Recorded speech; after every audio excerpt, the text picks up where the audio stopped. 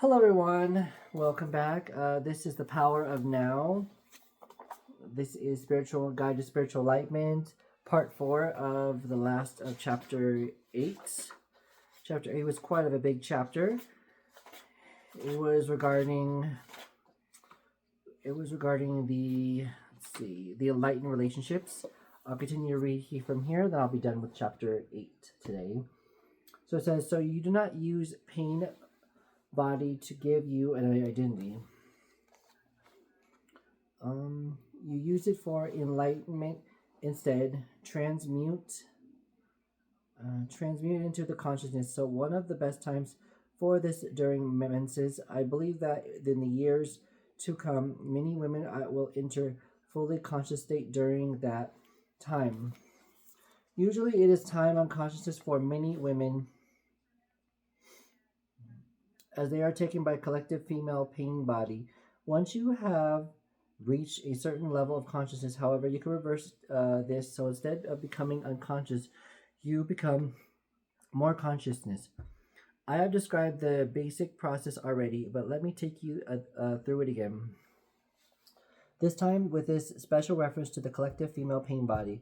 When you know the menstrual flow is approaching before you could feel the first signs, which was commonly called premenstrual tension, the awakening of the collective female pain body, become very alert and inhabit your body as full as possible.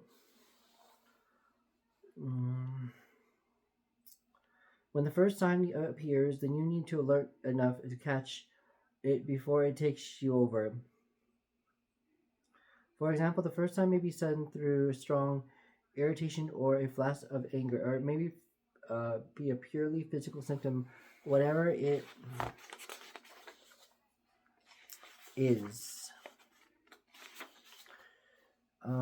Catch it before it can be taken over thinking or behavior. This simply means putting a spotlight of your attention on if it's emotion, feel strong energy charge through behind it.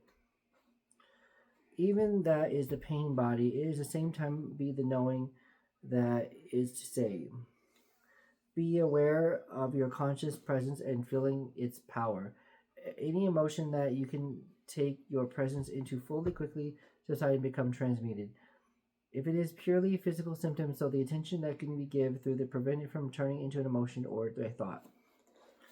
Then continue to be an alert or wait for the next sign of the pain of body. When it comes to appear, catch it again the same as it was before.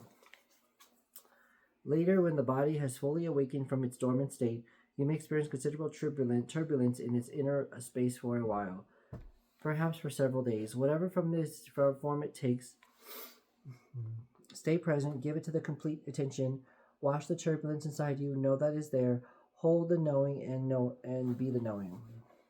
Remember, do not let the pain body use your mind and take over your thinking. Watch it full energy directly inside your body, as you know full attention means full acceptance.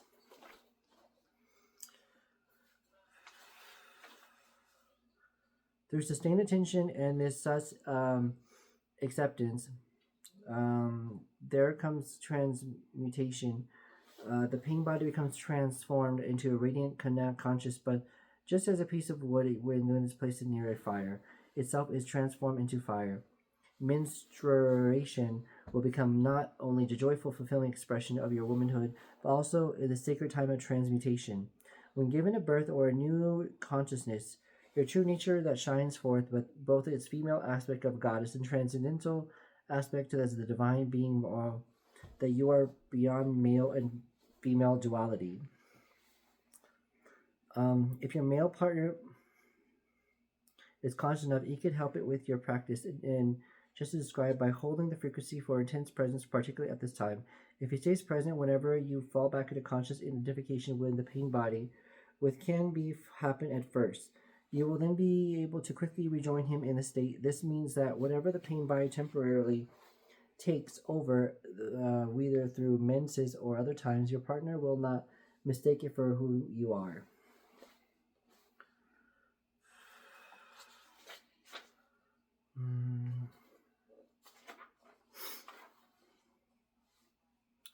Even if the pain body attacks him, as it probably would, he will not react it for the time you were. Withdraw or put in the same kind of defense, he will hold the space of intense presence. Nothing else will need for transformation. At other times, you will need to be able to same for him, help him reclaim consciousness from the mind body by drawing his attention into the here and the now whenever he become identified with his thinking. In this way, a permanent energy field, a pure and high frequency will rise between you.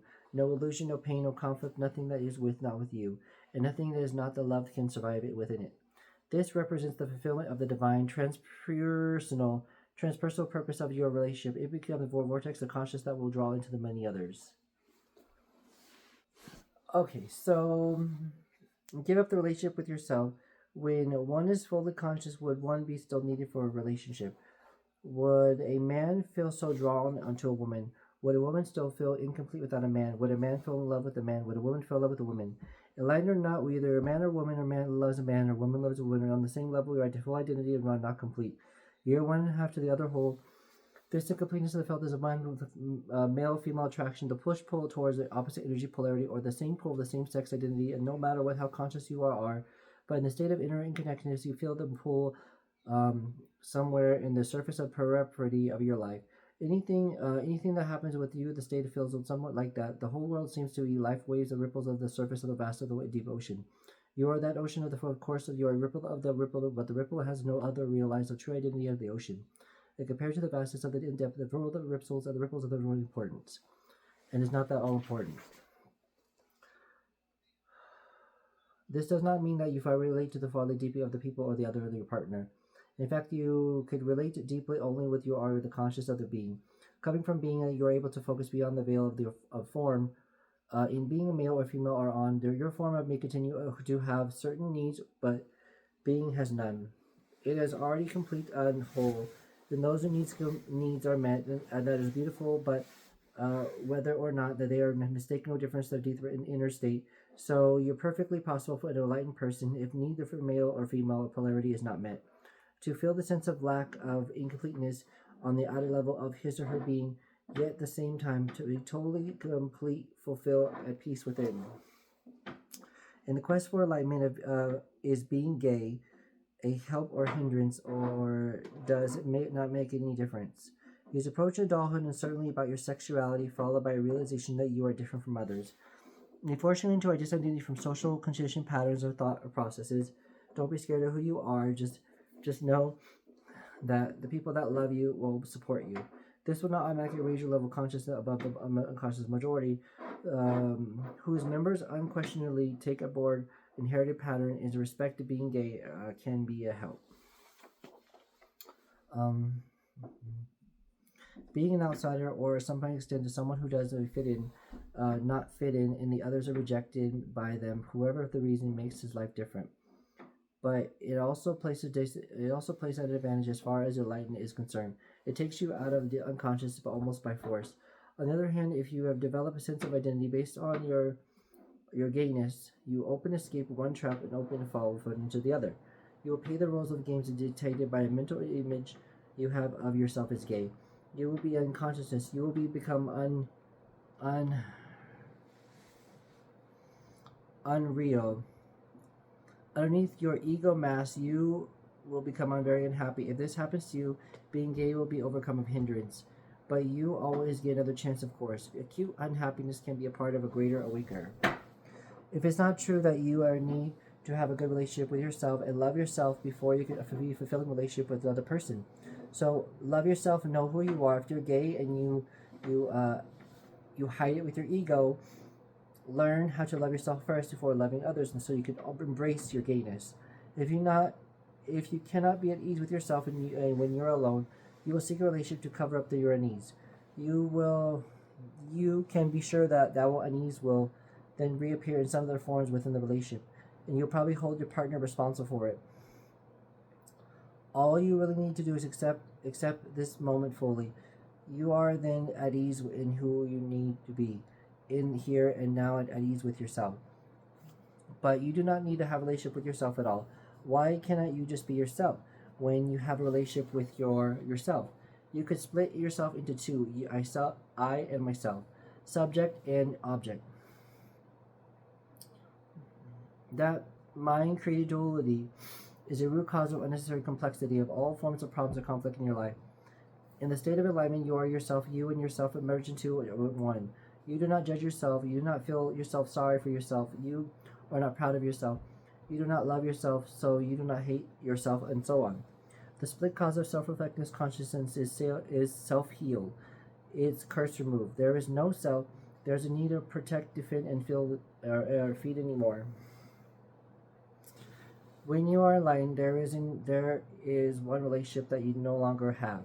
The relationship with yourself. Once you have given it all up, all the relationships will be love relationships. Okay, everyone, that's the end of chapter 8, part 4, the power of one, guide to spiritual enlightenment. Next time I'll read Beyond Happiness and Unhappiness, There is Peace. Okay, everyone, have a great night. Bye-bye.